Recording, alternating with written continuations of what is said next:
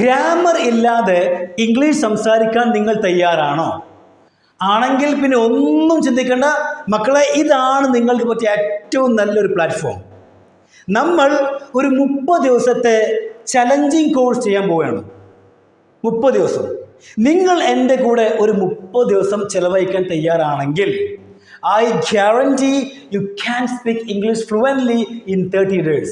ഈ 30 ദിവസം കൊണ്ട് നിങ്ങൾ നല്ല അടിപൊളിയായിട്ട് ഇംഗ്ലീഷ് സംസാരിച്ചിരിക്കും.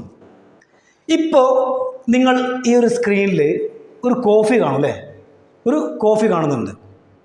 നിങ്ങൾ ജസ്റ്റ് ഒന്ന് വിചാരിക്കുക, നിങ്ങൾ ആ കോഫി ഇങ്ങനെ കുടിച്ചുകൊണ്ടിരിക്കുകയാണ്. ഓക്കെ, അപ്പോൾ നിങ്ങൾ കോഫി കുടിച്ചുകൊണ്ടിരിക്കുമ്പോൾ നിങ്ങൾക്ക് മനസ്സിലായി എന്ത്? No sugar. എന്താണ് നോ ഷുഗർ? എവിടെ എവിടെ എവിടെ? ഇൻ ദ കോഫി അല്ലേ? കോഫിയിൽ ഇൻ ദ കോഫി. അപ്പം എന്തായി? സെൻറ്റൻസ് ഇങ്ങനെയായി, no sugar in the coffee. No sugar in the coffee. ഇനി ഈ ഒരു സെൻറ്റൻസിനെ ഒന്ന് ഭംഗിയോട് കൂടി പറയാൻ വേണ്ടിയിട്ട് ഒരു ദയർ ഈസ് എന്ന് പറയുന്ന പ്രയോഗം ജസ്റ്റ് മുന്നിൽ ആഡ് ചെയ്യാം. അപ്പം എന്തായി? സെൻറ്റൻസ് ഇങ്ങനെയായി, excuse me, there is no sugar in the coffee. There is no sugar in the coffee. ഇനി കോഫി അല്ല, കോഫിക്ക് പകരം ടീ ആണ് വിചാരിക്കുക. ചായ, ടീ ആണ്. ആയിക്കോട്ടെ, എന്താ എന്ന് പറയാം? There is no sugar in the tea. There is no sugar in the tea. അപ്പം നിങ്ങൾ പ്രാക്ടീസ് ചെയ്യുമ്പോൾ ഒന്ന് പതുക്കെ സ്ലോ ആക്കി പ്രാക്ടീസ് ചെയ്യുക. സ്പീഡ് പ്രാക്ടീസ് ചെയ്ത് കഴിഞ്ഞാൽ ചിലപ്പോൾ തെറ്റിപ്പോവും. Hello, excuse me, there is no coffee in the sugar. ആകെ മാറിപ്പോയില്ലേ? അപ്പോൾ എന്ത് ചെയ്യുക? ജസ്റ്റ് പതുക്കെ സ്ലോ ആയിട്ട് പ്രാക്ടീസ് ചെയ്യാം. There is no sugar in the coffee. There is no sugar in the tea. Clear? ഇനി വിചാരിക്കുക, കോഫിയിൽ പഞ്ചസാര കൂടുതലാണ് വിചാരിക്കുക. കൂടുതലാണ്. അപ്പോൾ കൂടുതലാകുമ്പോൾ നമ്മളിങ്ങനെ പറയും ടു മച്ച് ഷുഗർ. എന്താ പറയുക? Too much sugar. അപ്പോൾ പറയാം too much sugar in the coffee അല്ലേ? അപ്പോൾ നമ്മൾ ആ there is ചേർക്കുന്നു അല്ലെ? ആ ഒരു പ്രയോഗം ചേർക്കുന്നു. അപ്പോൾ എന്തായി? Yes, excuse me, there is too much sugar in the coffee. There is too much sugar in the coffee. ഈ ചായ ആണെങ്കിലോ ഒരു കുഴപ്പമില്ല, നമുക്ക് പറയാം there is too much sugar in the tea. Clear? അപ്പോൾ എന്ത് ചെയ്യണം? നിങ്ങളിത് പ്രാക്ടീസ് ചെയ്യണം. എങ്ങനെ? ഏറ്റവും നല്ല ബെസ്റ്റ് പ്ലേസ് ആണ് നമ്മുടെ ഫാമിലി.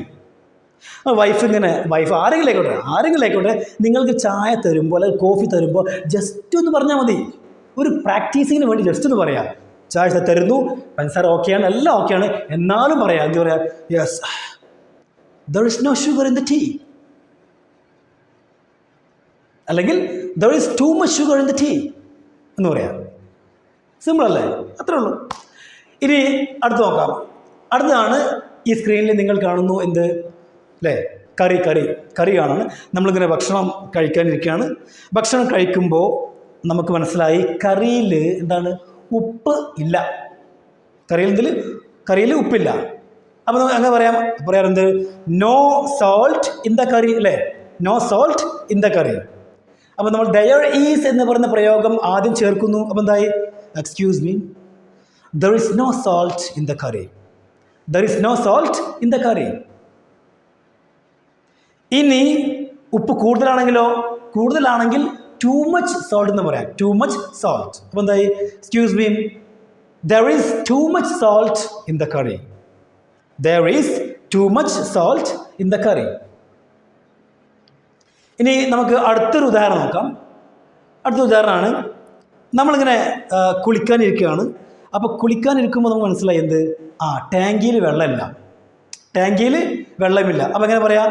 അപ്പോൾ ആദ്യം നോ വാട്ടർ അല്ലേ? No water in the tank. ടാങ്കിൽ in the tank. No water in the tank.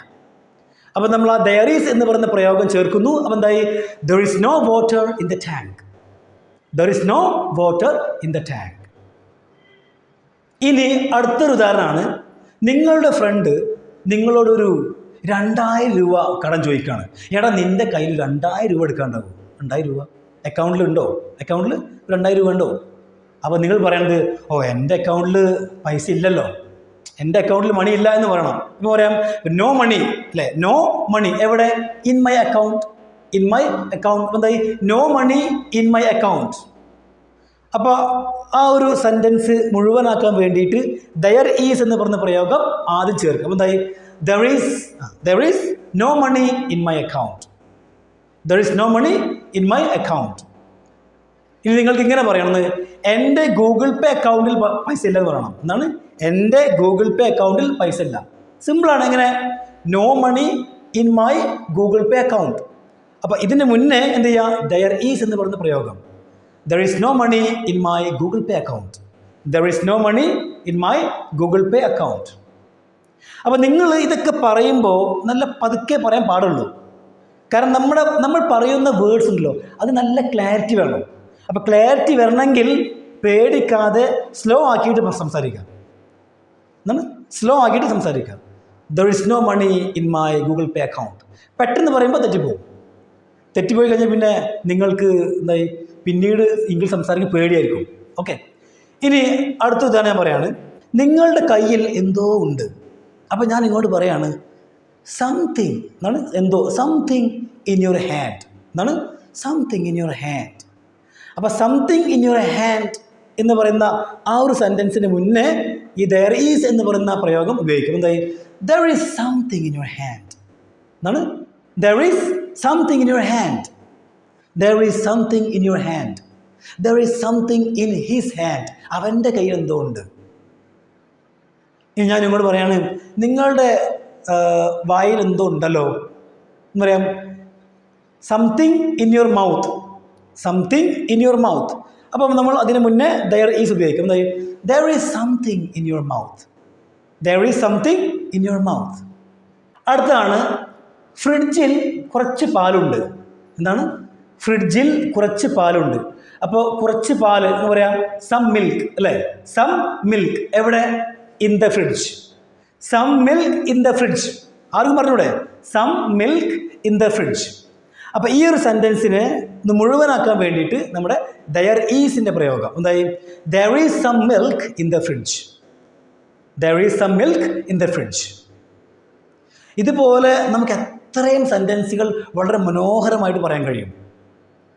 ഇനി ഞാനൊരു അടുത്ത ഉദാഹരണം പറയാണ്. ഇപ്പോൾ നിങ്ങൾ ഉറങ്ങുന്ന റൂമില്ലേ, ഉറങ്ങുന്ന റൂമിൽ ഒരുപാട് സാധനങ്ങൾ ഉണ്ടാവും അല്ലേ? ഒരുപാട് സാധനം ഉണ്ടാവും അല്ലേ?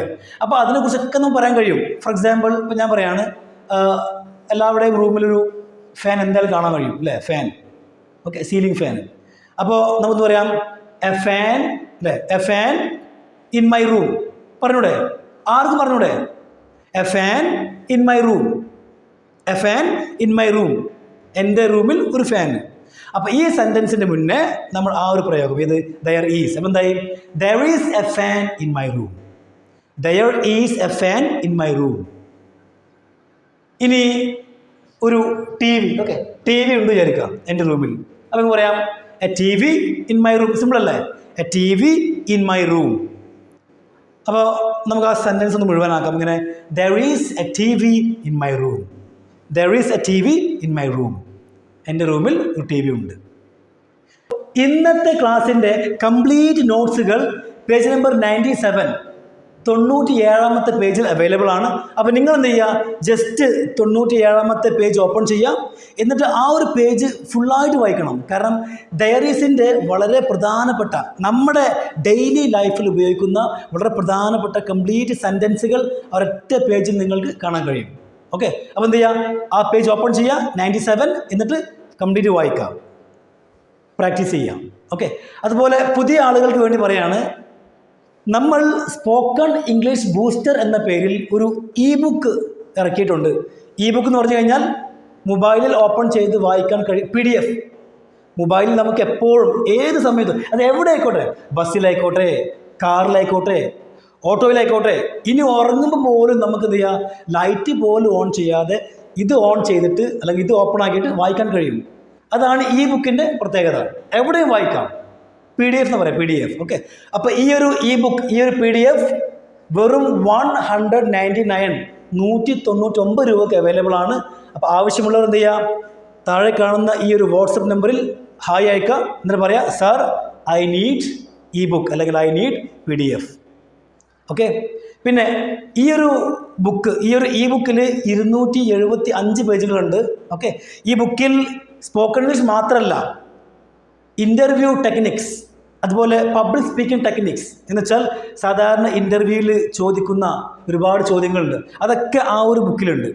അതുപോലെ പബ്ലിക് സ്പീക്കിംഗ്, എങ്ങനെ നമുക്ക് ഒരു 100 ആളുകളുടെ മുന്നിൽ അല്ലെങ്കിൽ ഒരു കൂട്ടം ആളുകളുടെ മുന്നിൽ എങ്ങനെ നമുക്ക് സ്പീച്ച് പ്രസൻറ്റ് ചെയ്യാം എന്നൊക്കെ ആ ഒരു പബ്ലിക് സ്പീക്കിംഗ് ടിപ്സ്, അതുപോലെ interview techniques, interview question answers, ഇതൊക്കെ അടങ്ങുന്ന ഒരു ബുക്കാണ്, ഒരു യുണീക്ക് ബുക്കാണ്. അപ്പോൾ ഈ ബുക്ക് വേണമെങ്കിൽ എന്ത് ചെയ്യുക, യു ക്യാൻ കോൺടാക്ട്.